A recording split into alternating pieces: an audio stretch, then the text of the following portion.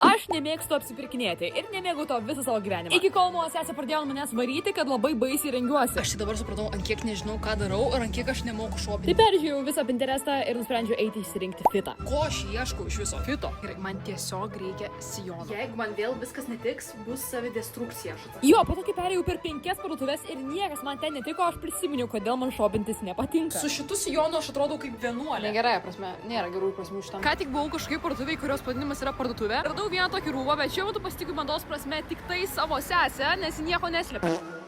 Šaika, aš pasiduodu. Gerai, jeigu čia nieko nerasiu, tai bus blogai. Aš čia literaliai radau daugiausia rūbų ir čia yra didžiausia eilė. Vadinasi, kad tikrai geri rūbai bus. Laukiu eilę, prisėmiau belekiek rūbų, skauda ranką nešti rūbus. Jeigu čia nieko nėra. Viskas, ką užsidėjau dabar man yra per dideli. Negali būti, kad po 2 valandų ieškojimo aš pagaliau radau kažką. Štai kėliau ir į savo Instagramo storę. Aš neįsivaizduoju, ar im šitą kepurę prideda kažką, ar aš jau iš viso grybą pjaunu su mada. Va kaip galima atsirinkti tikruosius savo draugus, aš įdėjau šitą ir draugai man pažymėjo, kad be kepurės. Neteisingas atsakymas, tad nusipirkau su kepurė. Turiu fituką, nusipirkau juodas pėdkelnes. Tikiuosi nesuplėšysiu. Ir čia yra galutinis rezultatas, kai pirmas kartas, manau, tikrai neblogas. Tai gal pakabukas ne prie ko? Daugiau turinio Instagrame Knyguolis.